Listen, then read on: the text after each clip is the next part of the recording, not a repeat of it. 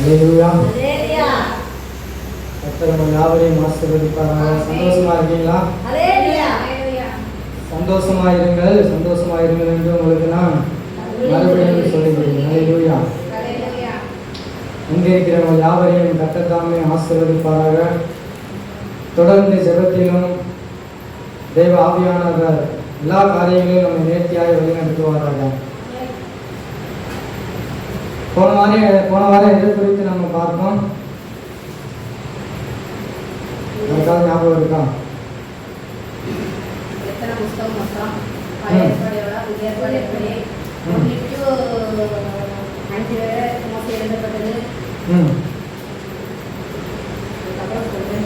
அதுக்கப்புறம் சொல்றேன்னு சொல்லுவேன். ஆனால் இன்னைக்கு அதை சொல்றதை விட வேற ஏதாவது சொன்னா நல்லா இருக்குன்னு நினைக்கிறேன். கேட்கிறதுக்கு முதலாவது என்னுடைய செவிகள் என்ன பண்ணியிருக்கணும்? திறந்திருக்கணும். செவிகள் அடைந்திருக்கும் போது என்ன உபதேசம் பண்ணாலும் எப்படிதான் இருக்கும்? நம்ம ஊர்ல சொல்ற மாதிரி செவிடைங்காதுல சங்கு ஊதுன மாதிரி இருக்கும். அதனால முதல்ல என்னுடைய செவிகள் என்ன பண்ணியிருக்கணும்? திறந்திருக்கணும். அப்பதான் நான் கேட்கிற சத்தியம் உள்ள போகும். சத்தியம் உள்ள போகணும்னா நான் என்னத்தை கற்றுக்கொண்டு என்ன பிரயோஜனம்? கரெக்டா இல்லையா? சத்தியம் உள்ள போகணும்னா என்னத்தை கேட்டு என்ன பிரயோஜனம்? ஒரு பிரயோஜனம் இல்லை. அதனால இன்னைக்கு நான் ஒரு சில காரியங்களை நான் உங்களோடு கூட பேசும்படியாக ஆவியானவரை ஏவுனதின்படியாக நான் பேசுகிறேன். நானா ஏற்படவில்லை பேசுவதற்கு. அல்லேலூயா. ஆவியானவர் என்ன சொல்றாரோ அதுதான், வார்த்தை என்ன சொல்கிறதோ அதுதான். என்னுடைய சுயத்தின்படியோ என்னுடைய சிந்தனையின்படியோ என்னுடைய மாம்சத்தின்படியோ பேசுவதற்கு இங்க யாரும் ஏற்படுத்தப்படவில்லை. அல்லேலூயா.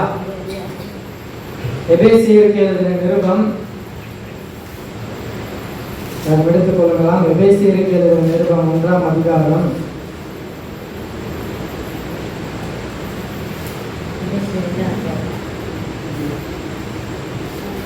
13வது வசனத்தை வாசிக்கிறோம். எபேசியர் 1ஆம் அதிகாரம்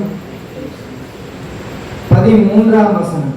நீங்களும் உங்கள் இரட்சிப்பின் சுவிசேஷமாகிய சத்திய வசனத்தை கேட்டு விசுவாசிகளாகும் போது வாக்குத்தத்தம் பண்ணப்பட்ட பரிசுத்த ஆவியால் அவருக்குள் முத்திரை போடப்படுகிறீர்கள். 14ஆம் வசனம். அவருக்கு சொந்தமானவர்கள் அவருடைய மகிமைக்கு புகழ்ச்சியாக மீட்கப்படுவார்கள் என்பதற்கு ஆவியானவர் நம்முடைய சுதந்திரத்தில் அச்சாரமாக இருக்கிறார். அல்லேலூயா. நீங்களும் உங்கள் இரட்சிப்பின் சுவிசேஷமாகிய சத்திய வசனத்தை கேட்டு விசுவாசிகள் ஆன போது, எதை கேட்டு நம்ம விசுவாசியானோம்? சத்திய வசனம். சத்திய வசனத்தை கேட்டு நான் விசுவாசியா மாறினேன். சத்திய வசனம் எங்க இருந்து வந்துச்சு? சத்திய வசனம் எப்படி வந்துச்சு? எங்க இருந்து வருது?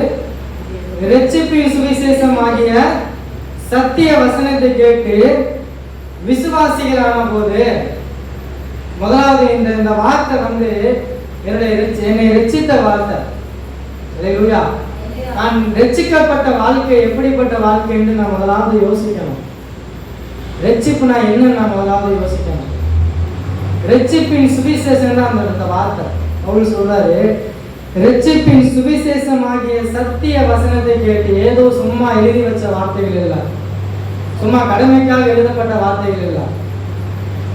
இந்த வேதம் எல்லா புஸ்தகங்களையும் இந்த வேதம் நியாயம் தீர்க்கும். ஆனா இந்த வேதத்தை எந்த புஸ்தகத்தாலும் நியாயம் தீர்க்க முடியாது. அதுதான் இந்த வேதத்துக்கு உண்டான ஒரு தனித்துவம். எல்லா புஸ்தகத்தையும், இந்த உலகத்தில் எத்தனையோ புஸ்தகங்கள் இருக்கு, எத்தனையோ இறை வேதங்கள் இருக்கு. எல்லா புஸ்தகத்தையும் நியாயம் இருக்கிற ஒரே புஸ்தகம் இந்த வேத புஸ்தகம் தான். ஏன்னா எல்லா வகையிலும் சரியாக இருக்கும் இந்த வேதம். அறிவியல் பூர்வமாக சரியாக இருக்கும், வரலாற்று பூர்வமாக சரியா இருக்கும். இனி வர காலங்களிலே தீர்க்க தரிசனமாக சொல்லப்பட்ட வார்த்தைகளும் சரியா இருக்கும்.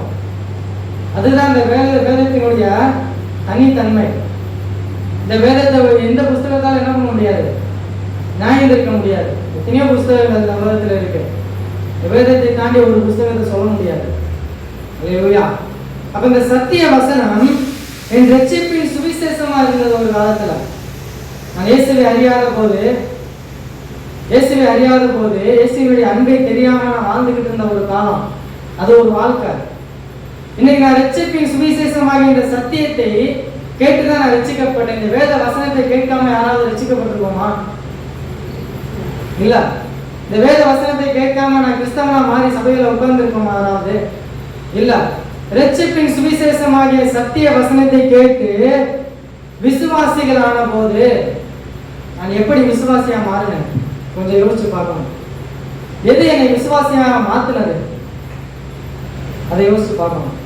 எல்லாத்துக்கும் தலையானது இந்த வேதம் தான். அப்ப இந்த வேதத்துக்கு நான் எவ்வளவு முக்கியத்துவம் கொடுக்குறேன்? நான் விசுவாசின் சும்மா பேர் வச்சா விசுவாசி ஆகிட முடியாது. ஞானஸ்நானம் எடுத்து பேரு மாத்திரம் கிறிஸ்தவனா மாறிட முடியாது. சபைகளை வந்து உட்கார்ந்தா நான் பரலோகம் போயிட முடியாது. சரியா இல்லையா? நான் எப்படி விசுவாசியா மாறினேன்? அந்த விசுவாசியா என்னை மாற்றினது, கிறிஸ்தவனா மாற்றின. ஒருவேளை நம்ம இன்னைக்கு நான் கிறிஸ்தவன் சொல்றதுல வேணா பெருமைப்பட்டுக்கலாம். ஒருவேளை என்ன பண்ணுவான், உலகத்தின் முன்னாடி நான் கிறிஸ்தவன், இயேசுவின் பிள்ளை அப்படின்னு சொல்றதுல நமக்கு ஒரு பெருமை வேலை இருக்கும். நான் சபைக்கு போற பிள்ளை, நான் வேதம் வாசிக்கிற பிள்ளை, அது ஒரு பெருமை. வேதத்தை தெரியாதவங்கிட்ட நம்ம எப்படி பேசுவோம்? நான் கிறிஸ்தவன், சபைக்கு போறேன், நான் பரிசுத்தமானவன், ஒழுக்கமானவன். உனக்கெல்லாம் சத்தியம் தெரியாது, எனக்கு சத்தியம் தெரிஞ்சிருக்கு. பெருமை இருக்குமா இருக்காதா? நம்மளுக்கு இருக்குமா இருக்காதா? இருந்தா அப்புறம் பரவாயில்ல போயிட முடியுமா? சத்திய வசனத்தை கேட்டு நான் விசுவாசிகள் ஆன போது வாக்குத்தத்தம் பண்ணப்பட்ட பரிசுத்த ஆவியால் அவருக்குள் முத்திரை போடப்பட்டீர்கள். இதுதான் முக்கியம். எனக்கு விசுவாசிகளா நான் வாழ்ற வாழ்க்கையில, கிறிஸ்தவ வாழ்க்கையில இது ரொம்ப முக்கியம். வாக்குத்தத்தம் பண்ணப்பட்ட பரிசுத்த ஆவியினால் அவருக்குள் முத்திரை போடப்பட்டீர்கள். ஒரு இடத்துல ஒரு சீல் வச்சுட்டாங்கன்னா என்ன நடக்கும்? அந்த இடத்துல ஒரு அரசாங்கம் வருது, ஒரு இடத்த செக் பண்ணி அந்த இடத்துல சீல் வச்சுட்டாங்க. அதுக்கப்புறம் அந்த இடம் எப்படி இருக்கும்? ஒரு வருமானத்துறை வந்து ஒரு இடத்துல ரைடு போறாங்க. ரைடு போய் அந்த இடத்துல வந்து எல்லாத்தையும் செக் பண்ணி சீல் வச்ச பிறகு அந்த இடம் எப்படி மாறிடும்? ஒருவேளை என் வீட்டுக்கு வராங்கன்னா என் வீடு தான் அது, நான் வாசம் செய்கிற வீடு, எல்லாம் என்னுடைய பொருட்கள், எல்லாம் நான் சம்பாதிச்சது, எனக்கு சொந்தமான இடம். ஆனால் அதுக்கப்புறம் நான் அதை சொந்தம் கொண்டாட முடியுமா? சீல் வச்ச பிறகு அது போலீஸோட கையில, ராணுவத்தோட கையில, அரசாங்கத்தோட கையில போயிடும்.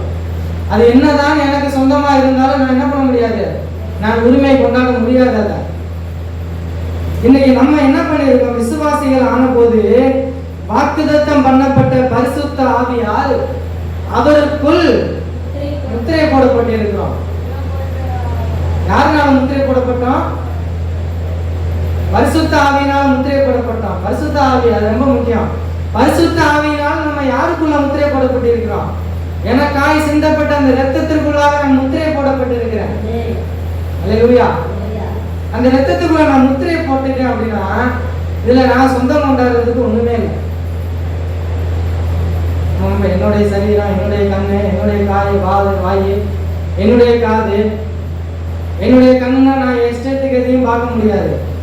என்னுடைய வாயின்றதுக்காக நான் என் இஷ்டத்துக்கு எதையும் பேச முடியாது. என்னுடைய கால்கள்ன்றதுக்காக நான் என்னுடைய இஷ்டத்துக்கு எங்கேயும் போக முடியாது. ஏன்? நான் பரிசுத்த ஆவியானவர்களால அவருக்குள் முத்திரை போடப்பட்டிருக்கேன். ஆல்ரெடி என்னை சீல் வச்சுட்டாரு ஆண்டவர், சீல் வச்சுட்டாரு. இனி என் இஷ்டத்துக்கு எதுவுமே பண்ண முடியாது. ஆனா நம்ம இன்னைக்கு என்ன பண்ணிக்கிட்டு இருக்கோம்? நான் நினைக்கிறத பார்க்கிறேன், நான் எனக்கு தோன்றத பேசுறேன், எனக்கு தோன்ற இடத்துக்கு நான் போறேன். இப்ப என்ன ஆகலன்னா, முத்திரை போடப்படவில்லை, இன்னும் நான் சீல் வைக்கல. முத்திரை போடலன்னா என்ன ஆகலன்னா, அதுக்கு மேல வசனம் என்ன சொல்றது? முத்திரை போடப்படலன்னா எப்ப முத்திரை போடப்பட்டோம்னா விசுவாசிகள் ஆன போது முத்திரை போடப்பட்டோம். என்னைக்கு நான் ரட்சிக்கப்பட்டு விசுவாசியா மாறினேனோ அன்னைக்கே ஆண்டவர் என்னை சீல் பண்ணிட்டாரு. இன்னும் நான் முத்திரை போடாம என் இஷ்டத்துக்கு நான் போறேன், என் இஷ்டத்துக்கு நான் வரேன், என் இஷ்டத்துக்கு நான் பேசுறேன் அப்படின்னா நான் விசுவாசியாவே மாறல. அல்லேலூயா. விசுவாசியாவே இன்னும் மாறல. நம்ம பெருமைக்கு சொல்லிக்கலாம் விசுவாசி, இன்னும் நான் விசுவாசியாவே மாறல. விசுவாசியாவே இன்னும் நான் மாறல அப்படின்னா அதுக்கு மேல என்ன போட்டிருக்கு வசனம்? எதை கேட்டு விசுவாசி ஆனேன்? சத்திய வசனத்தை கேட்டு நான் விசுவாசி ஆனேன். விசுவாசியாவே இன்னும் நான் ஆகலைன்னா சத்திய வசனத்தை நான் கேட்கல. 10 வருஷமோ 15 வருஷமோ 20 வருஷமோ வசனத்தை இன்னும் நான் கேட்கல. வசனத்தையும் நான் கேட்கலன்னா வசனம் எங்க இருந்து வந்துச்சு? ரட்சிப்பின் சுவிசேஷம் ஆகிய சத்திய வசனம். வசனத்தையும் நான் கேட்கல, நான் ரட்சிக்கவே படலன்னா. புரிஞ்சதா நான் சொன்னது? வசனம் ரொம்ப தெளிவா சொல்லுது. உங்கள் ரட்சிப்பின் சுவிசேஷம் ஆகிய சத்திய வசனத்தை கேட்டு விசுவாசிகள் ஆன போது வாக்குத்தத்தம் பண்ணப்பட்ட பரிசுத்த ஆவியினால் அவருக்குள் முத்திரை போடப்பட்டீர்கள். கிறிஸ்து எனக்காக சிந்திய ரத்தத்திற்குள்ள நான் முத்திரை போடப்பட்டிருக்கேன். நான் முத்திரை போடல அப்படின்னா அவருடைய ரத்தம் இன்னும் சுத்திகரிக்கல அர்த்தம். அவருடைய ரத்தம் இன்னும் ரத்தத்தால் நான் சுத்திகரிக்கப்படலைன்னா நான் இன்னும் விசுவாசி ஆகல. விசுவாசி ஆகலைன்னா சத்திய வசனத்தை நான் கேட்கவே இல்லை. வசனத்தையே கேட்கலன்னா ரட்சிப்பின் சுவிசேஷம்னாலே எனக்கு என்னன்னு தெரியல. அல்லேலூயா. என்ன புரிஞ்சுக்கணும்?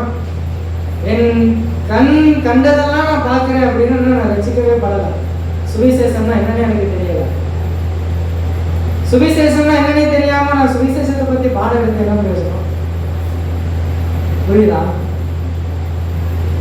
ஏன்னா எனக்கே என்னன்னு தெரியல. நான் ஒரு விஷயத்தை உணர்ந்தாதானே அதை செயல்படுத்த முடியும். பசிச்சாதானே நான் சாப்பிட முடியும். பசியே எனக்கு வரலன்னா என்ன பிரியாணி ஆக்கி வச்சு என் முன்னாடி வச்சாலே எனக்கு என்ன பிரயோஜனம்? என்னுடைய பசி வேற எதையோ சாப்பிட்டு நிறைஞ்சிருக்குன்னு அர்த்தம். அல்லேலூயா. என் கண்ணு கண்டது, என் வாய் பேசுனது, நான் எனக்கு என்ன தோணுதோ அதை பேசுறது, என் கால்கள் எங்க செல்லணும்னு எனக்கு தோணுதோ அதை பண்றது, நான் தோன்றதை செய்யறதுக்கு நான் முத்திரை போடப்பட்டவனா இருக்க விரும்பல. அதுக்காக நான் முத்திரை போடல. நான் தோன்றதெல்லாம் செய்யறேன்னா அது முத்திரை போட்டதுக்கான அர்த்தமே கிடையாது. நான் விசுவாசியா மாறிட்டேன் அப்படின்னா பரிசுத்த ஆவியினால முத்திரை போடப்பட்ட அனுபவம் எனக்கு வேண்டும். அல்லேலூயா. அப்பதான் நான் விசுவாசி. இன்னும் நான் என்ன முத்திரை போடல அப்படின்னா நான் விசுவாசி கிடையாது. விசுவாசி கிடையாது. பக்கத்து தெருவில் இருக்க மனுஷனும் நானும் ஒண்ணுதான். அல்லேலூயா. பக்கத்து தெருவில் இருக்கிற மனுஷனும் நானும் ஒண்ணுதான். ஆனா நம்ம என்ன சொல்லிக்கிட்டு இருக்கோம்? புறஜாதிகள் ரட்சிக்கப்படணும் ஆண்டவரே, துன்மார்க்கன் ரட்சிக்கப்படணும் ஆண்டவரே. நம்முடைய ஜெபம்லாம் எப்படி இருக்கு? மற்றவங்க ரட்சிக்கப்படணும். எனக்கே ரட்சிப்புனா என்னன்னு தெரியல. நான் முத்திரை போடப்பட்டாதானே சுவிசேஷம்னா என்னன்னு எனக்கு தெரியும். சுவிசேஷம்னா என்னன்னே நானே தெரியாம மற்றவங்களை ரட்சிக்க சொல்லி நான் ஜெபம் பண்ணி என்ன பிரயோஜனம்? கூரைக்கு மேல போகாத அந்த ஜெபம். புரியுதா? நான் முத்திரை போடப்பட்டவன். அல்லேலூயா. ரட்சிப்பின் சுவிசேஷமாகிய சத்திய வசனத்தை கேட்டு விசுவாசிகளான போது வாக்குத்தத்தம் பண்ணப்பட்ட பரிசுத்த ஆவியினால் அவருக்குள் முத்திரை போடப்பட்டீர்கள். 14வது வசனம் நம்ம பார்ப்போம். அவருக்கு சொந்தமானவர்கள் அவருடைய மகிமைக்கு புகழ்ச்சியாக மீட்கப்படுவார்கள் என்பதற்கு ஆவியானவர் நம்முடைய சுதந்திரத்தின் அச்சாரமாய் இருக்கிறார். அவருக்கு சொந்தமானவர்கள் அவருடைய மகிமைக்கு புகழ்ச்சியாக மீட்கப்படுவார்கள். நான் ரட்சிக்கப்பட்டுட்டேன், பரிசுத்த ஆவியானவரால முத்திரை போடப்பட்டேன் அப்படின்னா என்னை கொண்டு யார் மகிமைப்படணும்? அவருடைய நாமத்திற்கு புகழ்ச்சியாக நான் மீட்கப்பட்டேன். என்னை யாரை மகிமைப்படுத்திட்டு இருக்கோம்?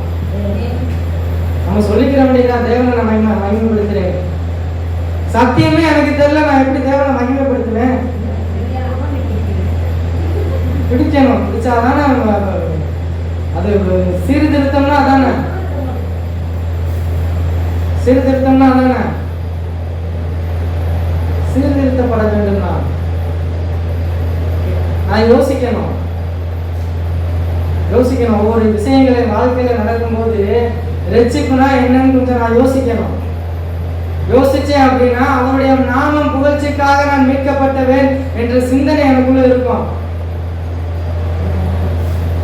ஒரு அரண்மனையில ஒரு ராஜாவுக்கு பணிவிடக்காரனா ஒருத்தன் வேலைக்கு போய் செய்யறான்னு வச்சுக்கோங்களேன், அவனுடைய வேலை என்னவா இருக்கும்? ராஜாவுக்கு பணிவிட செய்யணும். ராஜா வரும்போது எனக்கு என்ன அசால்ட்டா உட்காந்துருப்பானாங்க? ராஜா அவருக்கு வேலை செய்யறதுதான் என் வேலை. வருவாரு, தண்ணி கேட்டா தண்ணி கொடுப்பேன், சாப்பாடு கேட்டா சாப்பாடு கொடுப்பேன், கொடுத்துட்டு நான் அவர் போய் ஒரு மூலையில போய் உட்காந்துருக்க முடியுமா? உட்காந்துருக்க முடியுமா?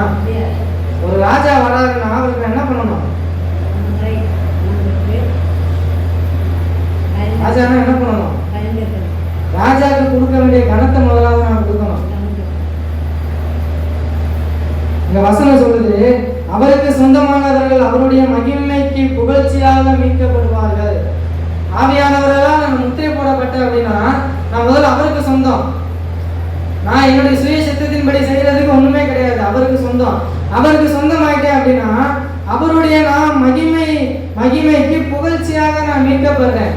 அவருடைய நாமத்தை மகிமைப்படுத்துறது மட்டும்தான் என் வேலை. அதை தாண்டி வேற வேலை எனக்கு ஒண்ணுமே இல்லை. ராஜாவுக்கு பணிவிடக்காரனா நான் போறேன் அப்படின்னா ராஜாவுக்கு கொடுக்க வேண்டிய மரியாதை நான் முதலாவது கொடுக்க கத்துருக்கணும். அந்த மரியாதையே நான் என்னன்னு தெரியாம ராஜா கிட்ட போய் நான் வேலை பார்க்க முடியுமா?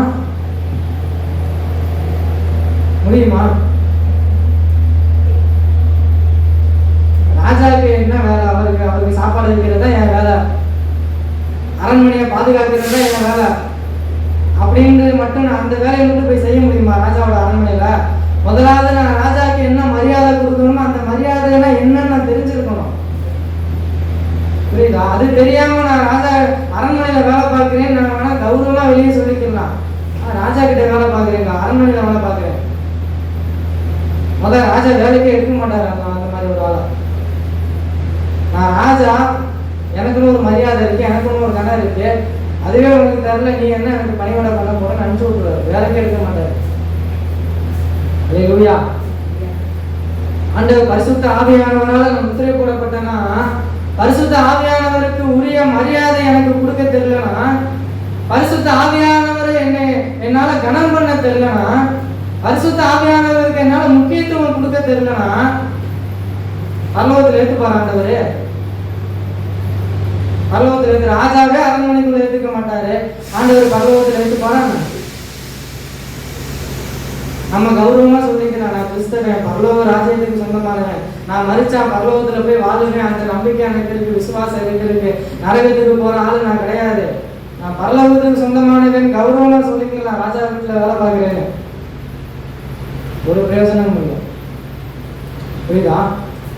வசனம் சொல்லுது, அவருடைய மகிமைக்கு புகழ்ச்சியாக நான் மீட்கப்பட்டேன். நான் ஏன் ரட்சிக்கப்பட்டேன்? ஏன் நான் விசுவாசியா மாறினேன்? ஏன் நான் பரிசுத்த ஆவியானவரால் முத்திரை போடப்பட்டேன்? பரிசுத்த ஆவியானவர் எனக்குள்ள ஆளுகை செய்யணும். அவருடைய நாமம் புகழ்ச்சிக்காக நான் மீட்கப்பட்டேன். ஏன் நான் மீட்கப்பட்டேன்? நான் யோசிக்கணும். அவருடைய நாமம் புகழ்ச்சிக்காக நான் மீட்கப்பட்டேன். என்னை கொண்டு தேவனுடைய நாமம் மகிமைப்படணும். அதற்காக தான் நான் மீட்கப்பட்டேன், அதற்காக தான் நான் ரட்சிக்கப்பட்டேன். நான் இந்த பூமியில ஆசீர்வாதமா வாழ்ந்து அப்படியே வீடு வாங்கி கார் வாங்கி சம்பாதிச்சு சொத்து சேர்த்து ஆசீர்வாதமா வாழ்றதுக்காக நான் மீட்கப்படல. அதை ஆண்டவர் தருவார், இல்லைன்னு சொல்லல. நான் எதற்காக மீட்கப்பட்டதனுடைய காரணம் என்ன? எதுக்கு வேலைக்கு போறோம்? நம்ம சம்பாதிக்கணும், சாப்பிடணும், வாழணும், வாழ்க்கைக்கு தேவையான தேவைகளை சந்திக்கணும். எல்லாத்துக்கும் ஒரு காரணம் இருக்குதானே? மனுஷனாலே நம்ம செய்யற ஏதாவது ஒரு விஷயத்தை காரணம் இல்லாம ஏதாவது ஒரு விஷயத்தை செய்யறோமா? சும்மா ஏதாவது செய்யறோமா?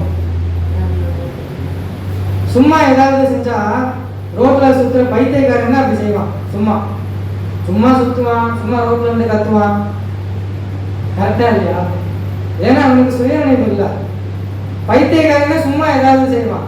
ரட்சிக்கப்பட்டனா சும்மா எதையும் செய்ய மாட்டேன். ரட்சிக்கப்பட்ட அந்த வார்த்தையை விட்டுருவான். மனுஷனாகிய நாம சும்மா ஏதாவது செய்வோமா?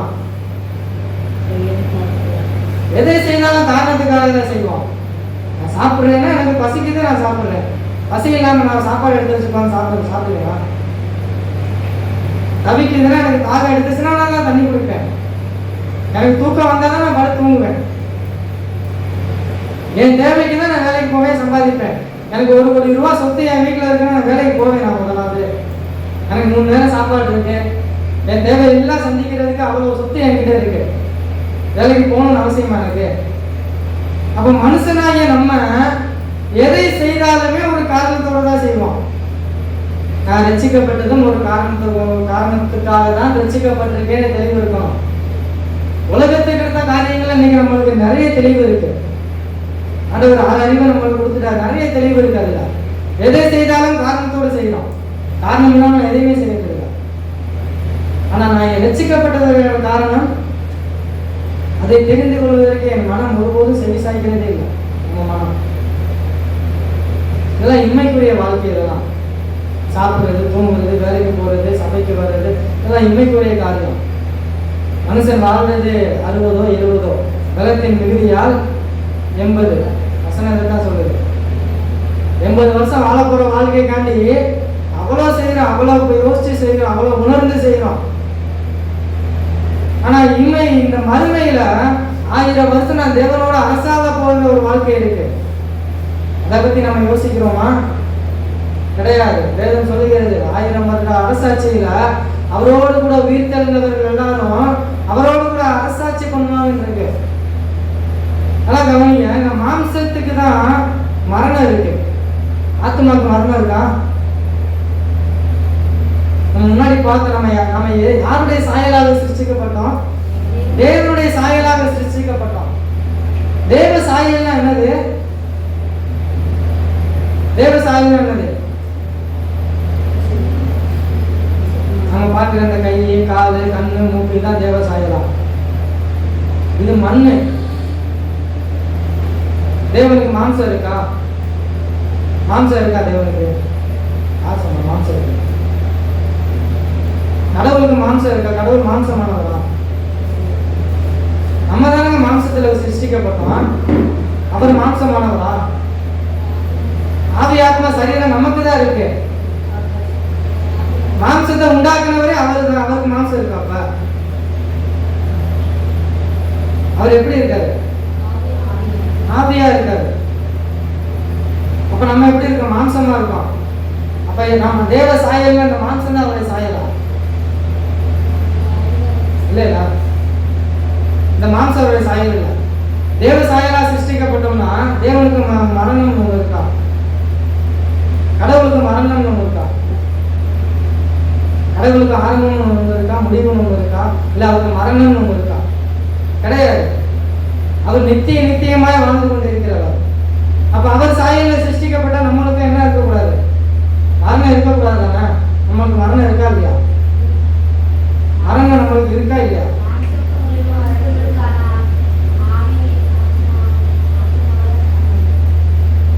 ஆத்மாவுக்கு மரணம் இருக்கா?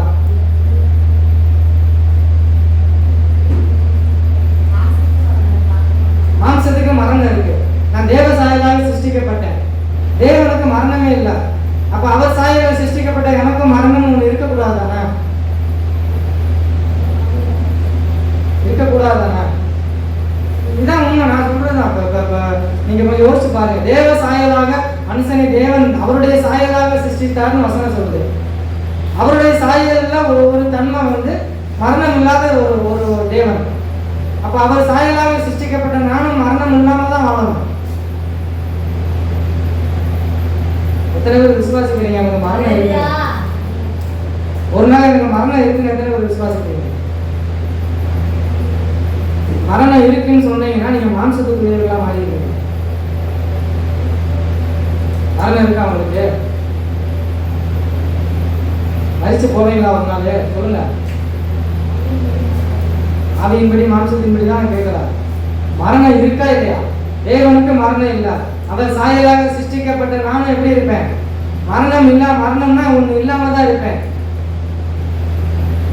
மரணம் உங்களுக்கு இருக்கா இல்லையா?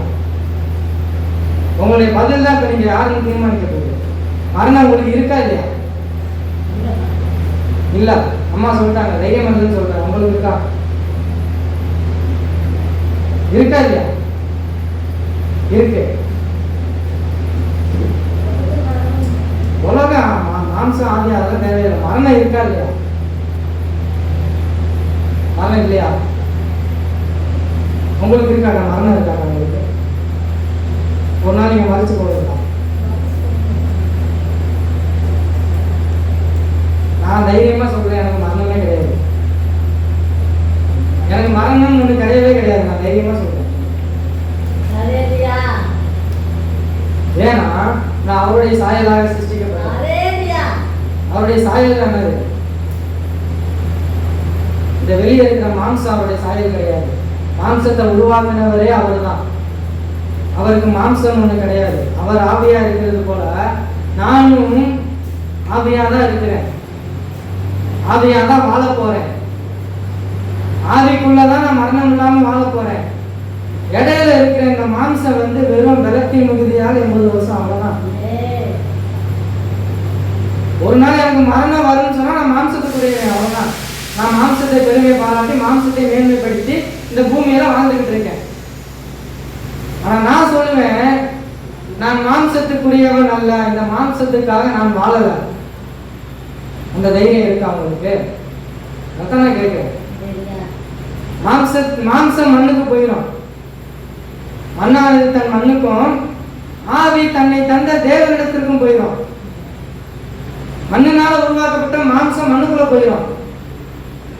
ஆனா ஆவின்னு ஒண்ணு இருக்கு, ஆத்மான்னு ஒண்ணு இருக்கு, அதுக்கு மரணமே கிடையாது. அதுதான் தேவ சாயல். நான் வெளியே பார்க்கிற இந்த மாம்சம் தேவ சாயல் கிடையாது. தேவ சாயல்னா அவருக்கு என்ன இருக்கோ அதை எனக்கு கொடுத்திருக்கிறாரு. அவருக்கு ஒரு விஷயம் மரணமே இல்லை, நிறைய காரியங்கள் சொல்லலாம். அவர் மரணமே இல்லாம நித்திய ஜீவன் உள்ள தேவன். அந்த நித்திய ஜீவனை ஆண்டவர் எனக்கு கொடுத்திருக்கிறாரு. ஒரு நாள் சரீரம் வேணா மறித்து மண்ணுக்குள்ள போவோம். ஆனா இந்த ஆவி பரலோகத்துக்கு போனாலும் வாழதான் செய்யும், நரகத்துக்கு போனாலும் வாழதான் செய்யும். பரலோகத்துக்கு போயிட்டேன்றதுக்காக என் ஜீவன் இல்லாம நான் இருப்பேனா? சரீரம் மண்ணுக்குரியதுங்க, மாம்சத்துக்குரியது. அது மண்ணோட போயிடுற சரீரம், மண்ணோட போயிடும். நான் தேவ சாயலாக சிருஷ்டிக்கப்பட்டவன், ஆவிக்குரியவன். ஆவியிலே நித்திய நித்தியமாய் வாழும்படியாக அவருடைய சாயலாக தேவன் என்னை சிருஷ்டித்தார். அப்ப எனக்கு என்ன இல்லை? மரணம் இல்லை. சிலர் சொல்லுவாங்க, செத்து போன பிறகு எங்க போனா என்ன அப்படின்றாங்க. செத்த பிறகுதான் வாழ்க்கையே இருக்கு. செத்த பிறகு நான் பரலோகத்துக்கு போனா சந்தோஷமா வாழலாம். நரகத்துக்கு போனா உயிரோட இருப்பேனா இருக்க மாட்டேன். ஆவி உயிரோட தான் இருக்கும், ஆவி உயிரோட தான் இருக்கு. எத்தனை காலம்? 70 வருஷமா 80 வருஷமா? வருஷமே கிடையாது. ஆவி உயிரோட தான் இருக்கும். அப்ப நான் இந்த பூமியில ஒரு சின்ன விஷயத்துக்கு நான் வேதனைப்படுறேன்னு, நரகத்துல வருடமா நான் வேதனைப்பட வேண்டிய நாட்களை கொஞ்சம் யோசிச்சு பார்க்கணும். நான் மாம்சத்துக்காக நான் இவ்வளவு பிரயாசப்படுகிறேனே, ஆவிக்காக நான் என்ன பிரயாசப்படுறேன்? இந்த உலகத்துல வாழ்ற அந்த பலத்தின் மிகுதியினால நான் வாழ்ற அந்த 80 வருஷத்துக்காக நான் எவ்வளவு பிரயாசப்படுறேன்? எப்படிலாம் யோசிக்கிறேன் இந்த வாழ்க்கையை நான் வாழணும். நித்தியமே வாழ போற அந்த வாழ்க்கையை குறித்து நான் யோசிச்சேன் அப்படின்னா நான் எப்படி இருப்பேன்? ஆவிக்குரியவனா இருப்பேன், முத்திரை போடப்பட்டவனா இருப்பேன். அல்லேலூயா. இன்னைக்கு நீங்க யோசிக்கணும், ஒரு முடிவு எடுக்கணும். நான் மரிக்க போறவனா, மரணமே இல்லாம தேவனுடைய வலது பரிசத்திலே 1000 வருஷமாய் அரசாட்சி செய்ய போறோம்னா யோசிக்கணும். அல்லேலூயா. அந்த உணர்வு எனக்குள்ள இருந்ததுன்னா நான் கொஞ்சம் யோசிப்பேன். நான் சொன்ன மாதிரி என் கண்கள் கண்டதை நான் காண மாட்டேன், என் வாய் பேசுறதை நான் பேச மாட்டேன். ஆவியானவர் என்ன பேசுறாரோ அதைத்தான் நான் பேசுவேன். ஆவியானவர் எங்க போக சொல்றாரோ அங்கதான் நான் போவேன். ஆவியானவர் எதை பார்க்க சொல்றாரோ அதைத்தான் நான் பார்ப்பேன். ஆவிக்குரியவனா இருந்தா. மாம்சத்துக்காக நான் யோசிச்சேன் அப்படின்னா நான் ரட்சிக்கவும் படல, சத்திய வசனத்தையும் கேட்கல, சுவிசேஷம்னா என்னன்னே எனக்கு தெரியல. எத்தனை வருஷம் நான் வாழ்ந்தாலும் சரி, உலகத்துக்காக வாழ போறேன்னா, மாம்சத்துக்காக வாழ போறேன்னா, ஆவிக்காக வாழ போறேன்னா சிந்திக்கணும் கொஞ்சம். அல்லேலூயா. 1ஆம் அதிகாரம் 20வது வசனத்திலிருந்து 20, 21, 22, 23 வசனங்களை நான் வாசிக்கிறேன். நல்லா கவனிங்க. எல்லா துரைத்தனத்துக்கும் அதிகாரத்துக்கும் வல்லமைக்கும் கர்த்தத்துவத்துக்கும் இம்மையில் மாத்திரமல்ல மறுமையிலும் பேர் பெற்று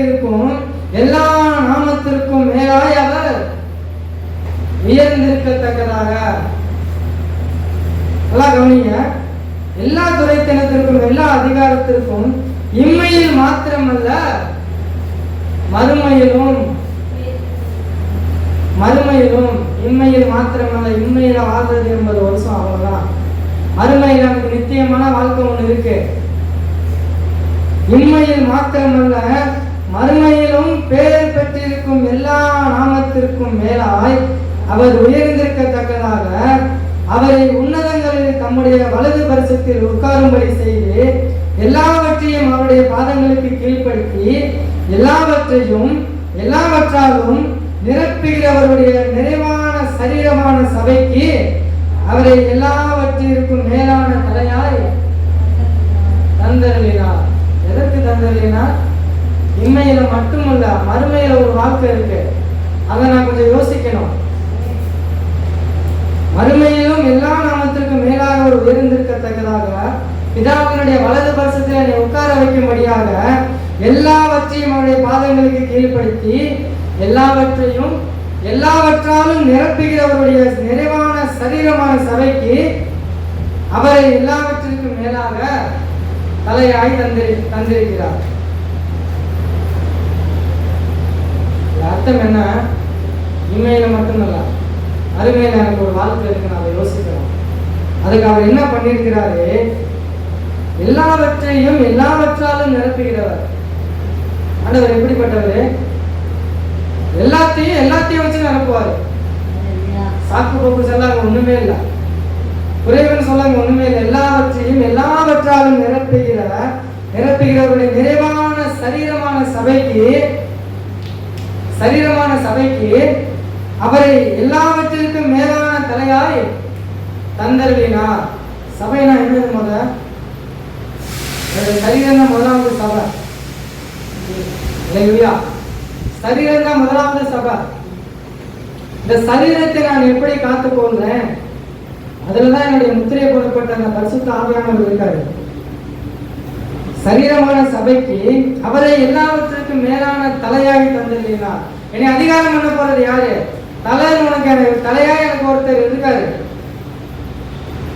அதான் சொன்ன மாதிரி நான் சீல் வைக்கப்பட்டிருக்கேன், முத்திரை போடப்பட்டிருக்கேன். எனக்கு தலையா ஒருத்தர் இருக்காரு. என்னால ஒண்ணும் செய்ய முடியாது. நான் என்னுடைய சுய சித்தத்தின்படி செய்யறதுக்கு ஒண்ணுமே இல்லை. எனக்குன்னு ஒரு தலை இருக்கு. அவருடைய முடிவு என்னவோ அதைத்தான் நான் செய்யணும். அப்பதான் நான் மறுமையில நிச்சயமா போய் வாழ முடியும். அவர் எதுக்கு என் சபைக்கு தலையா இருக்கிறார்? எதுக்கு என் சரீரத்துக்கு தலையா இருக்கிறாரு? இம்மையில் மட்டுமல்ல, மறுமையிலும் அவரோடு கூட நான் சேர்ந்து வாழ முடியாது. மறுமையில போய் நரகத்துல நான் எரிகிற அக்கினியில வேதனைப்படுவதற்காக அல்ல, அதற்காக அவர் வரல. எதுக்கு என்ன வந்தார்? எதுக்கு என் சபைக்கு என்னுடைய சரீரத்துக்கு அவர் தலையா மாறினாரு? மறுமையிலும் அவரோடு கூட நான் வாழணும். பிதாவினுடைய வலது பரிசத்துல நான் போய் உட்காரணும். நான் பூமியில வாழ்ற வாழ்க்கைக்காக நான் பிரயாசப்படுறத முதல் நிறுத்தணும். பூமியில வாழ்ற வாழ்க்கைக்காக பிரயாசப்படுகிறத முதலாவது நாம் நிறுத்தணும். அல்லேலூயா. எபேசியர் 2ஆம் அதிகாரம் எடுத்துக்கொள்ளலாம். எபேசியர் 2ஆம் அதிகாரம்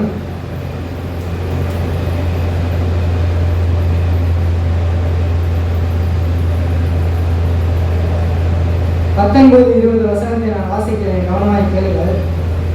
ஆகையால் நீங்கள் இனி அந்நியரும் பரதேசிகளுமாய் இராமல் பரிசுத்தவான்களுடைய ஒரே நகரத்தாரும் தேவனுடைய வீட்டாருமாய் இருந்து அப்போஸ்தலர் தீர்க்கதரிசிகள் என்பவர்களுடைய அஸ்திபாரத்தின் மேல் கட்டப்பட்டவர்களுமாய் இருக்கிறீர்கள்.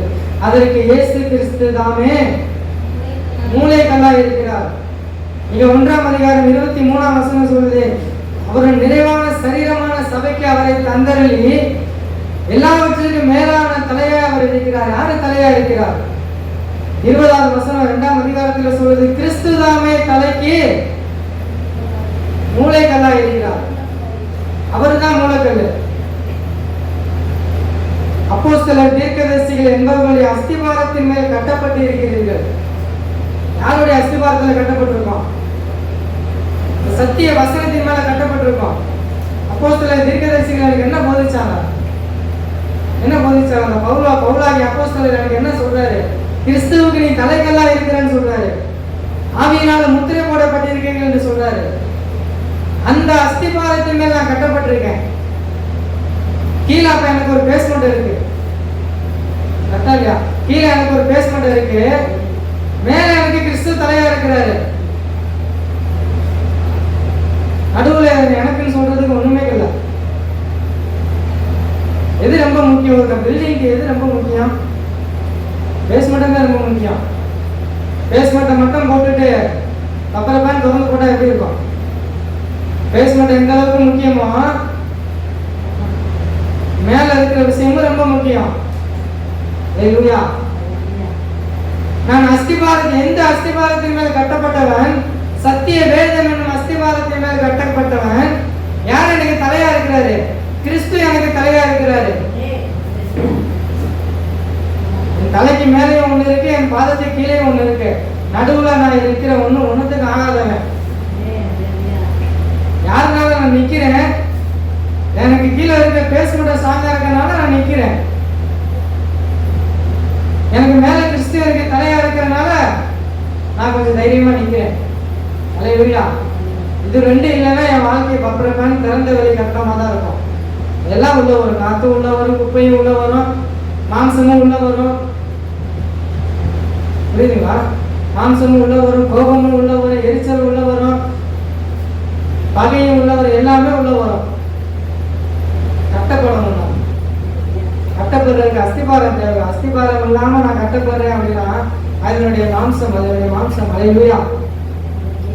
கீழே வசனம் சொல்லுது, அவர் மேல் மாளிகை முழுவதும் இசைவாக இணைக்கப்பட்டு கர்த்தருக்குள் பரிசுத்த ஆலயமாக எழும்புகிறது. அந்த பேஸ்மெண்ட் எங்க இருந்து வருது? ஆண்டவர் பவுல் சொல்றாரு, பேஸ்மெண்ட் எங்க இருந்து வருது? நான் சத்திய வசனமாகிய வசனத்தின் மேல் அஸ்திபாரம் போடப்பட்டவன். இந்த வசனம் தான் எனக்கு அஸ்திபாரம். அஸ்திபாரத்தில் இருந்து எப்படி எழும்பி வரணும் அந்த பில்டிங்கு? அவர் மேல் மாளிகை முழுவதும் இசைவா இணைக்கப்பட்டு. யாரு மேல? ஒரு தலைக்கல் எனக்கு இருக்கு. கிறிஸ்துவாய தலைக்கல்லின் மேல என்னுடைய பில்டிங் கட்டப்படணும். அல்லேலூயா. அவர் மேல் என்னுடைய கட்டடம் கட்டப்பட்டு கர்த்தருக்குள் பரிசுத்த ஆலயமாய் எழும்புகிறது. அஸ்திபாரத்திலிருந்து எழும்புகிற என்னுடைய வாழ்க்கை கர்த்தருக்குள் பரிசுத்த ஆலயமா எழும்பணும். கீழே பேஸ்மெண்ட் இருக்கு, மேல சீட்டு இருக்கு, சைட்ல இருக்க செவுரு எப்படி இருக்கணும்? பரிசுத்த ஆலயமா இருக்கணும். இந்த செவுரு சரியில்லைன்னா என்ன ஆகும்? எல்லாமே உள்ள வரும். செவுருல ஓட்டை இருந்துச்சுன்னா எல்லாமே உள்ள வரும். அதுக்கு அனுமதி இருக்கா? இதுதான் உள்ள வரணும், இதுதான் உள்ள வரக்கூடாது அனுமதி இருக்கா? கதவை திறந்து வச்சிருக்கிறோம், எது உள்ள வரணும்னு அனுமதி இருக்கா? காத்த பார்த்து நீ உள்ள வரக்கூடாது நான் திறந்து வச்சிருக்கேன் சொன்னா வராம இருக்குமா? அது வராம இருக்குமா?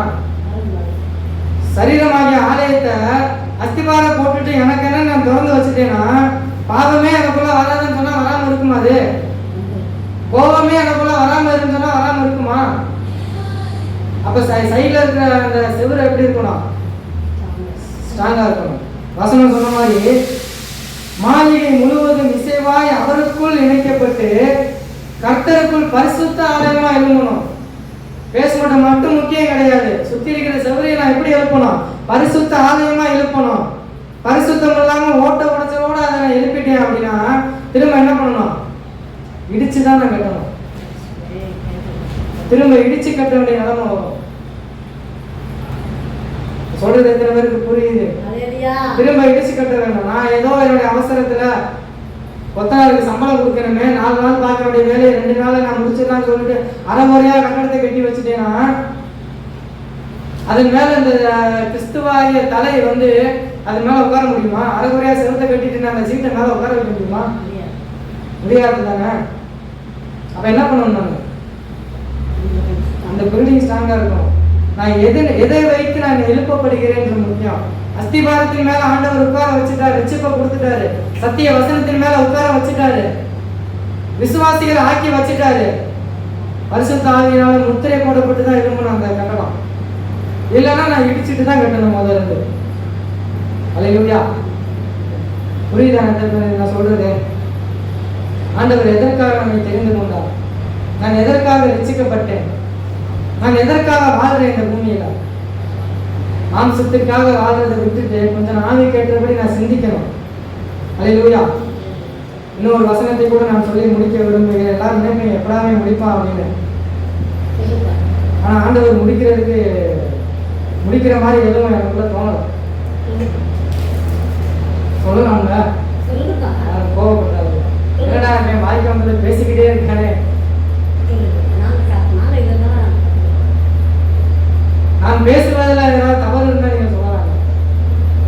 ஏதாவது ஒரு வகையில நீ இந்த வகையில நீ பேசுறது தவறுப்பா அப்படின்னு ஒண்ணு இருந்தா நீங்க சொல்லலாம்.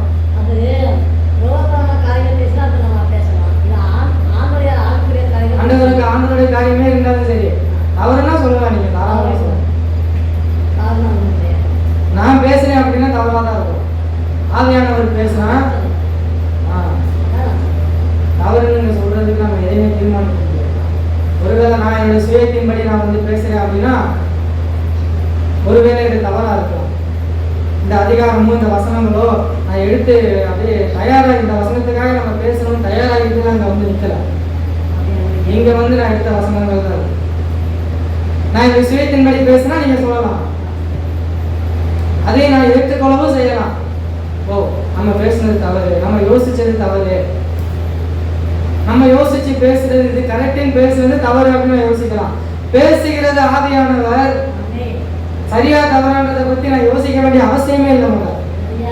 அல்லேலூயா. எபிரேயர்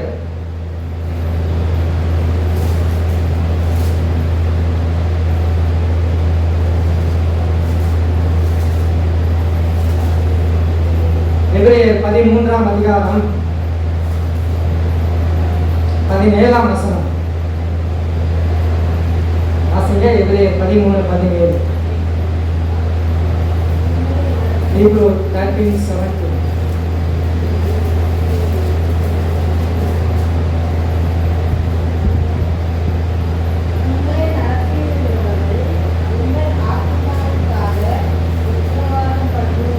உங்களை நடத்துகிறவர்கள் உங்கள் ஆத்துமாக்களுக்காக உத்தரவாதம் பண்ணுகிறவர்களாய் விழித்திருக்கிறவர்கள் ஆனபடியினால் அவர்கள் துக்கத்தோடு அல்ல சந்தோஷத்தோடு அதை செய்யும்படி அவர்களுக்கு கீழ்ப்படிந்து அடங்குங்கள். அவர்கள் துக்கத்தோடு அப்படி செய்தால் அது உங்களுக்கு பிரயோஜனமாய் இருக்க மாட்டாதே. செய்யறதுங்க பிரச்சனை இல்லை. இரவும் பகல் விழித்திருந்து ஜெபிக்கிறது பிரச்சனை இல்லை. நல்லா கவனிங்க, ஜெபிக்கிறது இங்க பிரச்சனை கிடையாது. ஒரு ஊழியக்காரனுக்கு தன்னை நம்பி கொடுத்த ஒரு ஆத்மாவுக்கு உத்தரவாதம் உள்ளவனா இருக்கணும். அதுதான் ஊழியக்காரன். உத்தரவாதம் இல்லாம நான் ஒரு காலம் ஊழியத்தை செய்ய முடியாது. அல்லேலூயா. ஊழியம்னா என்னது? உத்தரவாதம் இருக்கணும். எனக்குன்னு கொடுக்கப்பட்ட ஒரு காரியத்தின் மேல எனக்கு ஒரு பொறுப்பு இருக்கணும். அந்த பொறுப்பு இல்லாம நான் என்ன பண்ண முடியாது? ஊழியம் செய்ய முடியாது. ஏதோ நான் வசனம் தெரிஞ்சதுனால நான் ஊழியக்காரன் ஆயிட முடியுமா? வேதத்தை கையில் எடுத்துட்டேன் அப்படின்றதுக்காக நான் பிரசங்கியாளர் ஆயிட முடியுமா? இன்னைக்கு உலகம் அப்படிதான் இருக்கு. நாங்க வசனம் தெரிஞ்சுட்டா ஊழியக்காரர்கள். வேதம் சொல்லுகிறது உங்களை நடத்துகிறவர்கள் உங்கள் ஆத்துமாக்களுக்கு உத்தரவாதம் உள்ளவர்கள் அப்படின்னு சொல்லுவது. நான் உத்தரவாதம் உள்ளவனா இருக்கணும். ஒரு ஊழியக்காரனுடைய பொறுப்பு அதுதான். அப்போ முன்னாடி சொன்ன மாதிரி ராஜாவுடைய அரண்மனைக்கு நான் வேலைக்கு போகணும்னா ராஜானா யாருன்னு நான் முதலாவது தெரிஞ்சிருக்கணும். ராஜாவுடைய மரியாதை என்னன்னு நான் தெரிஞ்சிருக்கணும். ராஜாவுக்கு கொடுக்க வேண்டிய கணம் என்ன அப்படின்னு நான் தெரிஞ்சிருக்கணும். சபையில நான் வந்து விசுவாசியா இருக்கிறேன் அப்படின்னா எதை கேட்டு விசுவாசியா வந்தேன்? சத்திய வசனத்தை கேட்டு அதன் மேல் அஸ்திபாரம் போடப்பட்டு கிறிஸ்துவுக்குள் எழுப்பப்பட்டு கிறிஸ்து என் தலைக்கு மூலக்கல்லா இருக்கிறார் என்ற வார்த்தைகளை விசுவாசித்து நான் விசுவாசியா மாறினேன். விசுவாசியா மாறி சபைக்குள்ள வந்துட்டேன் அப்படின்னா என்ன பண்ணணும்? ராஜாவுக்கு வேலைக்கு போயிட்டேன் அப்படின்னா என்ன பண்ணணும்? நான் ஆராதிக்கிறது பிரச்சனை இல்லை. அரண்மனையில போய் நான் வேலை பார்க்கறது பிரச்சனை கிடையாது. அரண்மனையில போய் நான் வீடு வாசலை கூட்டி தர்றது பிரச்சனை கிடையாது. ராஜாவுக்கு பணிவிடை செய்யறதெல்லாம் ரெண்டாவது. ராஜானா யாரு? ராஜா வந்தான்னா அவருக்கு என்ன பண்ணணும்?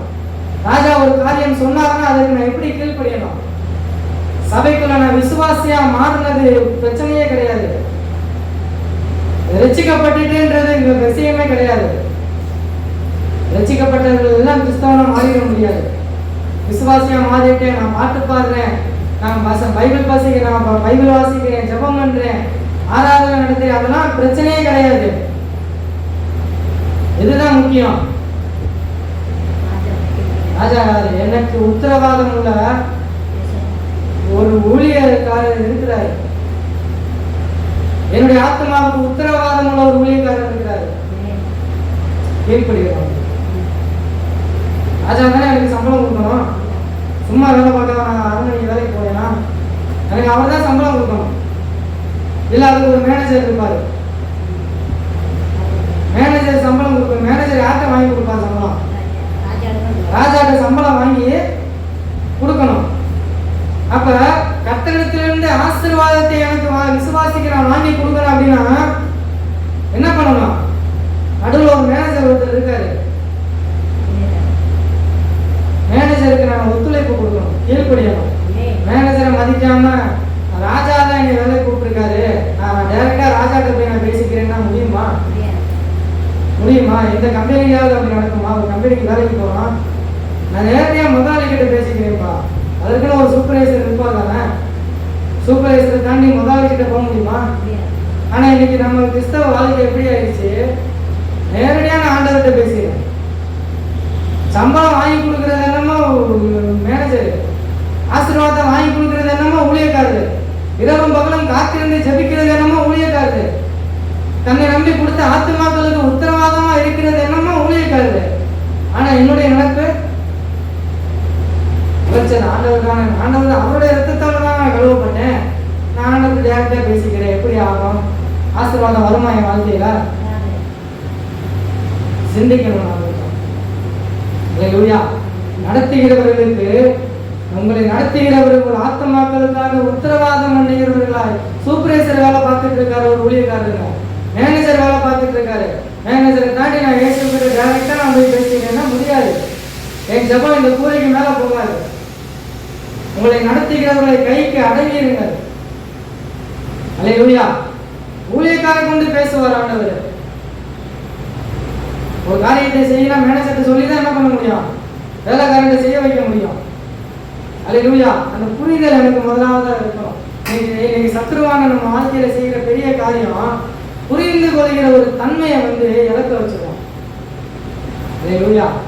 இன்னைக்கு நிறைய தவறான உபதேசங்களும் தவறான காரியங்களும் கீழ்ப்படியாமைகளும் பெருமைகளும் மாணவர்களும் வர்றதுக்கு ஒரு காரணம், நான் யாருன்றத புரிந்து கொள்ளக்கூடிய தன்மையை நான் இழந்துடுறேன்.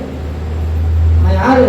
எனக்குன்னு ஒரு ஊழியக்காரர் இருக்காரு, எனக்குன்னு உத்தரவாதம் உள்ள ஒருத்தர் இருக்காரு, அவருக்கு நான் கீழ்ப்படியணும், அப்பதான் அந்த சத்திய வசனத்தினுடைய நான் அதிகமாக கெட்டப்பட முடியும் அப்படின்ற அந்த புரிதல் தன்மை எனக்கு இருந்துச்சுன்னா என்ன பண்ணுவேன்?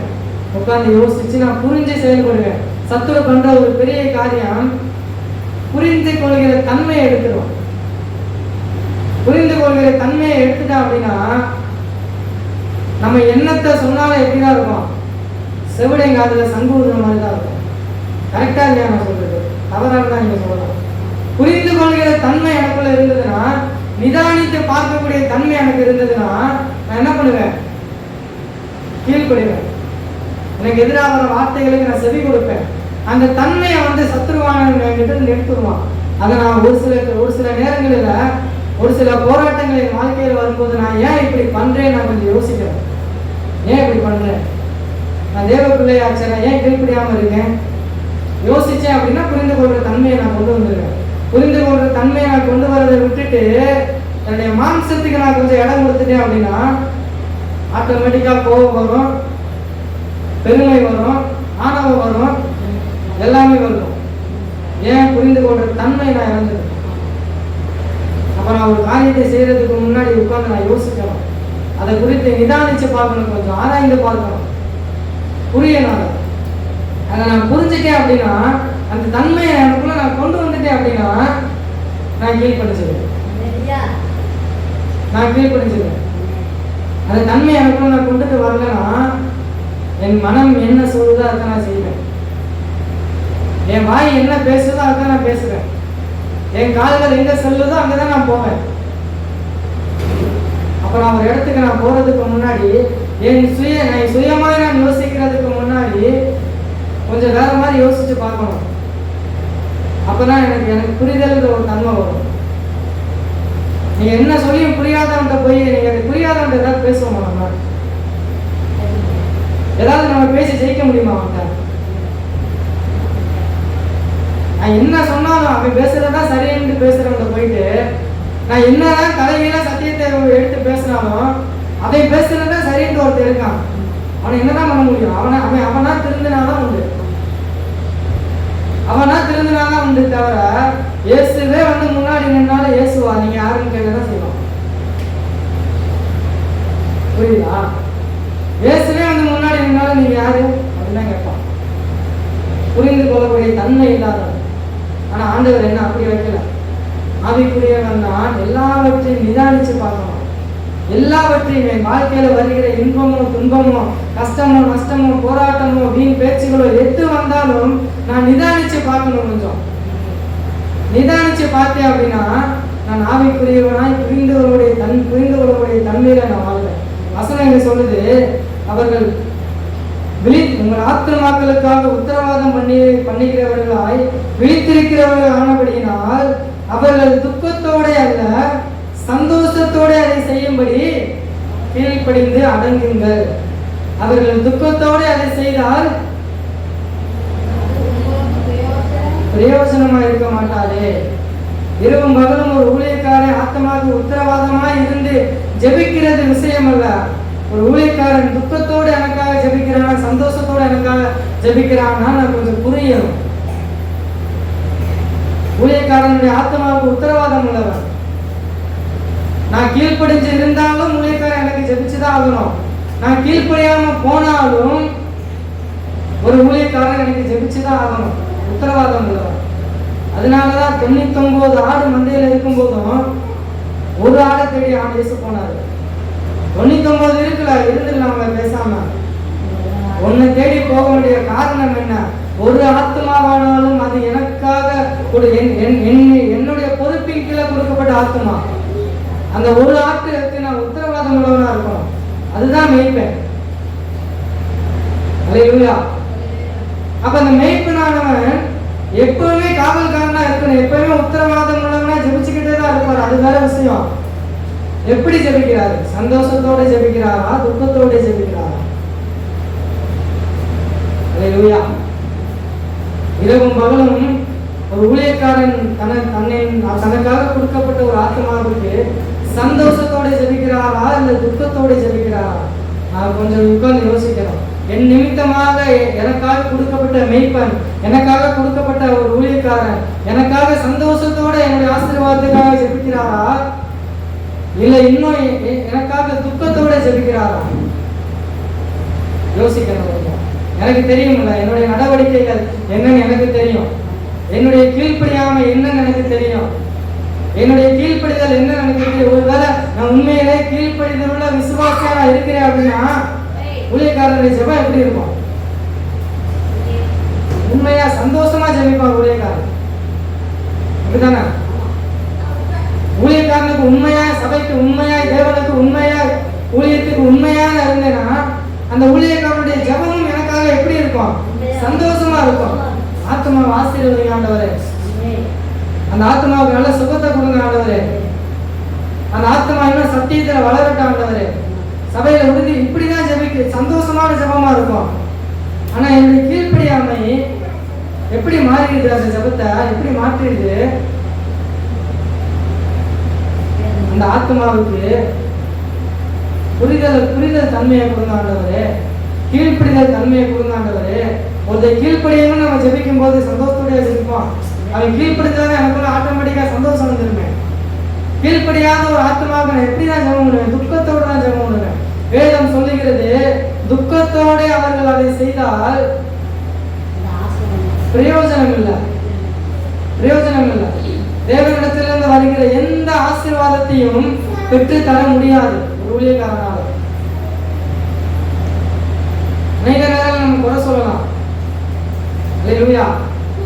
ஆனா ஊழியக்காரன் சந்தோஷத்தோட ஒரு காரியத்துக்காக ஜெபிச்சா மட்டும்தான் அந்த ஆசீர்வாதம் என்னை சேரும். துக்கத்தோடு அதை செய்தால் அது எனக்கு பிரயோஜனமா இருக்க மாட்டாது. வசனம் சொல்லுது, நான் சொல்லல. இப்ப நான் யோசிச்சு பார்க்கணும். நைட்டு 12 மணிக்கு ஊழியக்காரர் வீட்டில் உட்காந்து ஜெபம் பண்ணுவாரு. உண்மையில நானும் அப்படிதான் அனுபவப்பட்டிருக்கேன். வீட்டில் நைட்டு 1 மணி 2 மணிக்கு உட்காந்து எழுதி ஜெபம் பண்ணிக்கிட்டு இருப்பாருப்பா. காலையில 4 மணிக்கு நான் எப்பவுமே பழைய வீட்டில் மாடியில தான் படுத்துவோங்க. காலையில அவர் 4 மணிக்கு கத்துற சவுண்டு மாடியில தூங்கிட்டு இருக்க என் காதுகள் வந்து கேட்கும். அவருடைய ஜெபம் என்னவா இருக்கும்னு நினைக்கிறீங்க? ஜெபம் என்னவா இருக்கும்னு யோசிச்சு பார்த்துருப்பீங்க. யோசிச்சு என்னைக்காவது யோசிச்சு பார்த்துருக்கீங்களா? ஊழியக்காரனுடைய ஜெபம் என்னவா இருக்கும்? நான் கூடவே இருந்து என் காதுகளால் கேட்டபடி நான் சொல்லுகிறேன். குடும்பத்துக்காக அவர் பண்ண ஜெபம் என் காதுகளில் வந்து கேட்காது. குடும்பத்தினுடைய ஆசீர்வாதத்துக்காக அவர் பண்ணுகிற ஜெபம் காதுகளில் வந்து கேட்காது. ஆனா ஒரு ஊழியத்துக்காக, தனக்கு கொடுக்கப்பட்ட சபைக்காக, தனக்கு கொடுக்கப்பட்ட ஆத்மாவுக்காக அவர் ஜெபிக்கிற ஜெபம் மாடியில படுத்துக்கிற என் காதுகள் வந்து கேட்கும். அல்லேலூயா. உத்தரவாதம் உள்ளவர்கள் ஆத்மாக்கள். நான் கீழ்ப்படிஞ்சாலும் ஊழியக்காரன் எனக்கு ஜெபம் பண்ண தான் போறாரு. நான் கீழ்ப்படியாம இருந்தாலும் ஜெபம் பண்ண தான் போறாரு. சந்தோஷமா செய்யறாரா, துக்கமா செய்யறாரா? அதுதான் இன்னைக்கு நான் புரிஞ்சுக்கிடணும். ஒருவேளை இன்னைக்கு ஊழியக்காரர் எனக்காக துக்கமான ஜெபத்தை பண்ணிக்கிட்டு இருக்கலாம், துக்கமான ஜெபத்தை பண்ணிக்கிட்டு இருக்கலாம். சந்தோஷமான ஜெபமா மாத்துறது என் கையில இருக்கு. என்னுடைய நடவடிக்கைகள் தான் இருக்கு. அவர் ஜெபம் பண்ணி உட்கார்ந்து ஆத்மாவாக ஒரு உத்தரவாதம் பண்ணி ஜெபிச்சுட்டாருன்றதுக்காக நான் என் வாழ்க்கை மாறிடுமா? ஆண்டவரே, ஆத்மாவை மாற்றமானவரே, ஆத்மாவுக்கு புரிதலை குடுமாண்டவரே, கீழ்ப்படுதலை குடுமாண்டவரே, இரவும் பகலும் உட்கார்ந்து ஜெபம் பண்றாருன்றதுக்காக ஆத்மா மாறிடுமா? மாறாது. மாறுவதும் மாறாததும் என்னுடைய கையில் இருக்கு. அதை நான் புரியணும். எப்படி நான் மாற முடியும்? ஊழியக்காரன் எப்படி எனக்காக ஜெபம் பண்றாரு, துக்கத்தோட பண்றாருன்னு நான் புரிஞ்சுட்டேன் அப்படின்னா நான் மாறிடுவேன். அது நான் புரியல அப்படின்னா ஆண்டவரே வந்து முன்னாடி நின்னாலும் நான் மாற முடியாது. புரிதல் தன்மை எனக்கு வேண்டும். அல்லேலூயா. அந்த ஜெபம் வந்து எனக்கு ஆசீர்வாதமா இருக்கணும், சாபமா மாறிடக்கூடாது. அல்லேலூயா. ஒரு ஊழியக்காரனுடைய ஜெபம் எனக்கு எப்படி இருக்கணும்? ஆசீர்வாதத்தை கொடுக்கறதா இருக்கணும், சமாதானத்தை கொடுக்கறதா இருக்கணும், துன்பத்தையோ கண்ணீரையோ கொடுக்கறதா இருக்கக்கூடாது. அல்லேலூயா. அழுகையின் கண்ணீருக்கும் ஆனந்த கண்ணீருக்கும் நிறைய வித்தியாசம் இருக்கு. கண்ணீர் என்னமோ ஒண்ணுதான். ஆனா அது என்னுடைய வேதனை நிமித்தமாக வருகிற கண்ணீரா, என்னுடைய சந்தோஷத்தின் நிமித்தமாக வருகிற கண்ணீரா, நான் கொஞ்சம் நிதானிச்சு பார்க்கணும். வேதனை நிமித்தமாக ஒரு ஊழியக்காரன் கண்ணீர் வடிக்கிறார் அப்படின்னா அது எனக்கு இதான் அந்த வேதனையை கொண்டு வரும். என்னுடைய வாழ்க்கையில சமாதானம் இருக்காது, சந்தோஷம் இருக்காது. என்னதான் நான் வேதத்தை படிச்சாலும், ஆண்டவருக்காக என்னதான் ஊழியம் பண்ணாலும் ஒரு காலம் சந்தோஷத்தை அது எனக்கு ஒரு காலம் கொடுக்காது. துன்பத்தை தான் கொடுக்கும், பாடுகளை தான் கொடுக்கும், போராட்டத்தை தான் கொடுக்கும். ஆனா ஏன் இந்த போராட்டம் ஆண்டவரை தான் நம்ம கேள்வி கேட்டுட்டு இருக்கோமே தவிர அது ஏன் கையில தான் இருக்கு மாற்ற வேண்டியதுன்னு நம்ம புரிஞ்சுக்கிறோம். அல்லேலூயா. அல்லேலூயா. இன்னைக்கு அதை நம்ம புரிஞ்சுக்கிறோம். முதலாவது அதை புரிந்து கொண்டு புரிதல் தன்மையை எனக்குள்ள நான் வளர்த்துக் கொள்ள வேண்டும். சத்துருவானன் செய்கிற முதல் காரியம், பெரிய காரியம், புரிஞ்சுக்கிற தன்மையை அவன் ஈஸியா எடுத்துட்டு போயிடுவான். ஈஸியா எடுத்துருவான். வேற எதுவுமே பண்ண மாட்டான். கஷ்டம் என் வாழ்க்கையில சாத்தான கஷ்டத்தை கொடுக்குறான், சாத்தான போராட்டத்தை கொடுக்குறான், சாத்தான என் நிம்மதியை கெடுக்கிறான். என் நிம்மதியை கெடுத்து சாத்தானுக்கு என்ன பிரயோஜனம் சொல்லுங்க? ஏதாவது பிரயோஜனம் இருக்கா? என்னுடைய சமாதானத்தை கெடுக்கிறதுனால அவனுக்கு ஏதாவது பிரயோஜனம் இருக்கா? ஒரு பிரயோஜனம் இல்லை. என் நிம்மதியை நான் தான் என்ன பண்ணிக்கிறேன்? கெடுத்துக்கிறேன். என்னுடைய சந்தோஷத்தை சமாதானத்தை நான் தான் கெடுத்துக்கிறேன். சத்துருவானவன் பண்றது சின்ன விஷயம். நிதானித்து புரிஞ்சுக்கிற தன்மையை எடுத்துரும். அவ்வளவுதான். அல்லேலூயா. எல்லாரும் கண்களை மூடி தேவ சமூகத்தில் இன்னைக்கு நம்ம ஒப்பு கொடுக்க போகிறோம். இதுவரைக்கும் நான் எப்படி இருந்தேன், இனிமே நான் புரிந்து கொள்ளக்கூடிய ஒரு காரியம், எனக்காக உத்தரவாதம் உள்ள ஒரு மெய்ப்பனுடைய கண்ணீர் ஆனந்த கண்ணீரா இருக்குதா, அழுகையின் கண்ணீரா இருக்குதா? எனக்காக உத்தரவாதம் உள்ள ஒரு மெய்ப்பனுடைய ஜெபம் சந்தோஷமான ஜெபமா இருக்கா, அது துக்கமான ஜெபமா இருக்கா? அதை நிதானித்து பார்க்கக்கூடிய ஒரு புரிதல் எனக்கு வேண்டும். இன்னைக்கு ஆண்டவர்கிட்ட இருக்கிற 2-3 பேரோ இது பிரச்சனை இல்லை. ஒருத்தனுடைய மனம் மாறுதல் பரலோகத்தில் மிகுந்த சந்தோஷம் என்று வேதம் சொல்கிறது. ஒரு பாவி மனம் திரும்பினால் பரலோகமே சந்தோஷப்படும். இன்னைக்கு நான் ஒருத்தன் மனம் திரும்பணும், நான் ஒருத்தன் அந்த புரிந்து கொள்ளக்கூடிய தன்மை எனக்குள்ள கொண்டு வந்துட்டேனா தேவன் சந்தோஷப்படுவான். அல்லேலூயா. மெய்ப்பனான துக்கத்தோடு இருக்கும்போது, துக்கத்தோடு ஜெபம் பண்ணும்போது ஆவியானவர் எப்படி இருப்பார்? ஆவியானவர் இன்னும் அதிகமாக துக்கப்படுகிறார் தேவனாக இருக்கிறார். இந்த வார்த்தைகளை நினைவில் வைத்து யாராவது ஒருத்தர் கண்களை மூடி உண்மையாக அவரிடத்தில் ஜெபியுங்கள்.